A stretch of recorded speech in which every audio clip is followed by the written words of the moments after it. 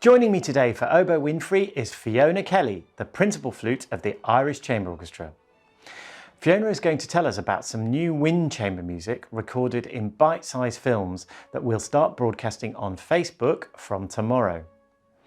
Before I talk to Fiona, I just want to remind you about the Irish Chamber Orchestra's 21 in 21 campaign launched last week. If you would like to positively impact communities in the heart of Limerick City, check out this initiative on the ICO's website. Fiona Kelly is from the distinguished musical family, the Kellys, and I'm sure anyone who has heard Fiona play the flute will agree no one has a sound quite like hers. Fiona has an enviable freelance career, playing as guest principal with orchestras such as the Academy of St Martin in the Fields, the London Philharmonic Orchestra, the Royal Philharmonic Orchestra and the Philharmonia. Fiona is also Professor of Flute at the Trinity Laban College of Music. Good morning, Fiona. How are you? I'm good, thank you, Matthew. How are you?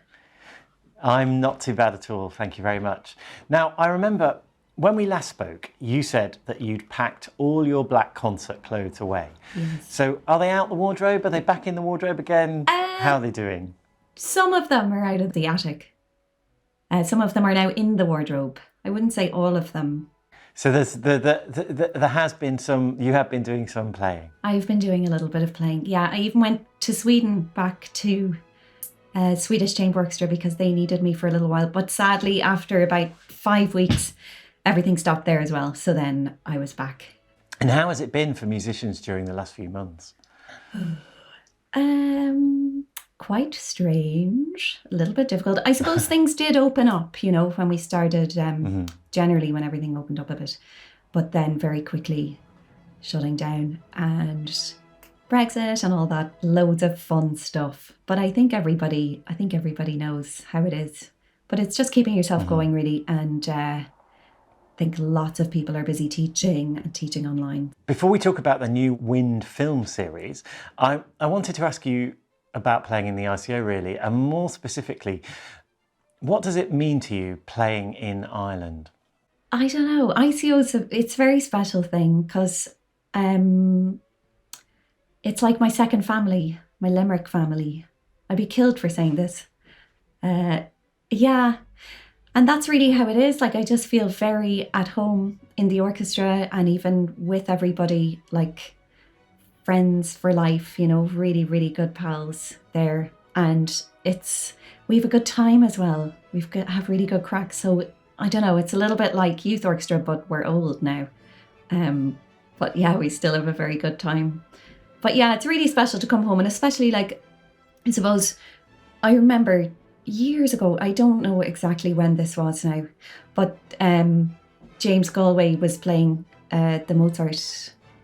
one of the Mozart concertos with ICO in Limerick, and I remember my mum drove me from Cork to go and listen to him and hear him. And you know, at that stage I wasn't playing very long at all, and now to, you know, be in the orchestra, like, I've known the orchestra for a very long time, obviously, and my late uncle John as well being so involved. So yeah, it's definitely second family who I miss very much. Yeah, absolutely.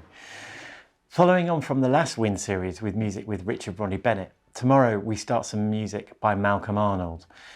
Can you tell me something about Malcolm Arnold? He's a great composer, really writes a lot of very fun music, especially for the winds. But he's from Northampton in England, and his family were shoemakers, but there were a lot of musicians as well. Like, his parents were piano players, and he had an auntie who played the fiddle.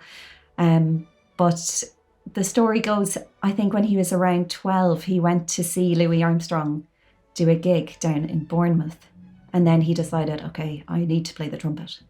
I think if anybody heard Louis Armstrong when they were little, they would be taking up the trumpet. But yeah, so he did that, and he was a good trumpeter. Like, he played in LPO and did a stint in BBC Symphony Orchestra. But I think from around his 30s, he started getting really into composing. And like, he was in demand as much as Benjamin Britten, you know, right up there. So, and he wrote all kinds of music, like for every type of ensemble imaginable, but has written a lot of really good wind music. So one of which being this divertimento. And that leads me nicely on to my next question. Can you tell me something about the divertimento for flute, oboe and clarinet? Okay, well, yeah, so it's written for those three instruments, which are all very high-pitched treble instruments. And he definitely doesn't shy away from that sort of quality that you could be getting out of using those three particular instruments. But most of the movements are very lively and energetic and quirky and fun. And I think that's definitely what we need at the moment. Now, lastly, this was filmed way back when we were actually allowed to meet people. But I noticed it was filmed kind of trapped in a staircase. So I'm sort of guessing there's a sort of metaphor for how we're all feeling at the moment. But what was it like doing that filming for you in this kind of slightly weird environment? I think it was nice. It's nice to do something different, you know, and I think we're all so used to, at the moment, like nothing is normal. So, and even in terms of trying not to be too close to each other and all of that sort of thing, we're very used to it. So it was fun. It was fun to do it differently. Fantastic. Fiona, thank you so much for taking the time this morning. I really appreciate it. And of course, I hope to see you again in Limerick very soon. Absolutely, me too. Thanks a lot. Bye-bye. Thank you, bye.